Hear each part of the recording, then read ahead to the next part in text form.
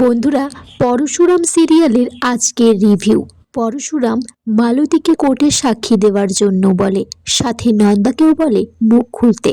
তাকে এটাও বলে যে বিজনের সাথে আমার শালিকা আয়ুষীর বিয়ে হবে।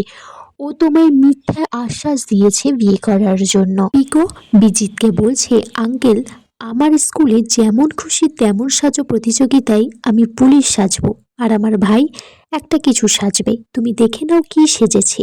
বিজিত তাকিয়ে দেখে লাট্টু তার বিজনের রূপ নিয়েছে। সে গোপ পরেছে, চশমা পরেছে। তখন বিজিত খুব রেগে যায়, লাট্টুকে মারতে যায়। সেখানে তটিনীর মা আসে। তটিনীর মা বলে বিজিতকে যে তুমিই বা নকল গফ নিয়ে কি করছো। আয়ুষীও সেখানে আসে, আর লাট্টু পিকুকে বলে যে মা বাবা শিক্ষা দেয়নি নাকি ভালো করে। আয়ুষী গোপটা দেখে সন্দেহ করে। লাট্টু বলে, এই আঙ্কেলটা একদিন এই চশমার গোপ পরে বাড়ি থেকে বেরিয়েছিল, আমি তো সেটাই সেজেছি। এদিকে পরশুরামকে লাট্টু পিকো ফোন করে, বলে যে পা, তুমি যেমন যেমন বলেছিলে সেই রকমই সেজেছি। বিজিত আঙ্কেল তো খুব রেগে গিয়েছিল, আমাকে মারতে আসছিল। এদিকে সুধারানী কর্ণ চ্যাটার্জির বাড়িতে এসেছে। কর্ণ চ্যাটার্জি সুধারানীর কাছে জানতে চাই সেদিনে স্কুলে ওই আয়াটার সাথে কি আলোচনা হচ্ছিল, কিন্তু সুধারানী বলে যে সে তাকে চেনে না। এদিকে আরাধ্যার ফোন থেকে তাদের সেই স্কুলের সিসিটিভি ক্যামেরার ফুটেজ সে সুধারানীকে দেখায়। সব সেখানে আসে আর বলে যে আপনি মিথ্যে কথা বলছেন, আপনাদেরকে আমি কথা বলতে দেখেছি। কর্ণ চ্যাটার্জি তটিনীকে নিয়ে সন্দেহ করে। সৌরভ বলে যে সে পরশুরাম আর তটিনীর ধ্বংস দেখতে চায়।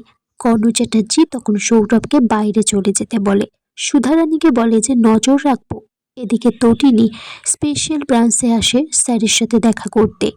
বলে যে সৌরভ কর্ণ চ্যাটার্জির সাথে আছে, আপনি কর্ণ চ্যাটার্জির পিছনে লোক লাগিয়ে রাখুন। লাট্টু তখন ফোন করে তটিনীকে। তটিনী বলে যে তোমাদের জন্য রাত্রে চিকেন কষা আর রুটি লুকিয়ে লুকিয়ে দিয়ে আসবো। স্কুলের জন্য কিছু জামা কাপড় কিনেছি, সেগুলো দিয়ে আসবো। এদিকে দেখা যায় নন্দিনীর হাতে একটা বিয়ের কার্ড এসে পৌঁছায়। সেখানে লেখা আছে যে বিয়ের নিমন্ত্রণ কুসুমপুর নামে একটা জায়গাতে।